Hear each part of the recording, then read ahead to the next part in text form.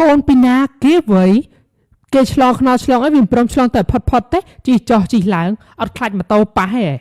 អេសឡងមើលបញ្ញាយដូចកូនអ្នកមឿនកូនអ្នកមឿនមែនអេបោះកង់ទៀតលោកអីកូនអ្នកមឿនមែនតាមិនសួរតិចមើលអេអូនបាទជំរាបសួរអ៊ីមានការអ្វីដែរបន្ថែមខ្ញុំហ្នឹងហ៎ចាលើកដៃថ្វាយព្រះណាក្មួយ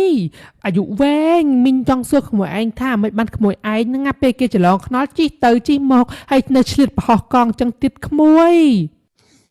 អូអ៊ីដែលសាទសងសាច់ចាស់ផងខ្ញុំហ្នឹងគាត់នៅម្ដុំហ្នឹងអញ្ចឹងហើយខ្ញុំជីឆ្វាយទៅឆ្វាយមកហើយខ្ញុំហ្នឹងក៏បានបង្ហោះកង់ដើម្បីឲ្យសងសាច់ចាស់របស់ខ្ញុំហ្នឹងវាឃើញអ៊ីក្មួយគ្រាន់តែរឿងប៉ុណ្ណឹងសោះមិនបានដល់ថ្នាក់បោះកង់ឲ្យសងសាច់ចាស់ឃើញចឹងក្មួយអ៊ីឯងធ្លាប់ស្ដាប់បទមួយទេអ៊ីបត់អីក្មួយមិនដឹងទេអញ្ចឹងចាំមើលខ្ញុំជឿឲ្យអ៊ីឯងស្ដាប់ចែងកាប់ដាវក្រោយពេលដែរបងបីពីអូនចេះលេងរឹកចេះលេងខ្លួនឲ្យទាន់សម័យ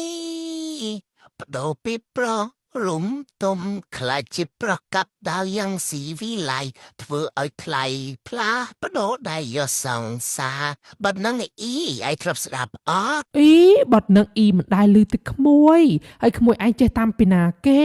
ចេះតាមអាពឿនណាអ៊ីចេះតាមអាពឿនមានអ្នកច្រៀងណាក៏ពីតាមសុបពិសី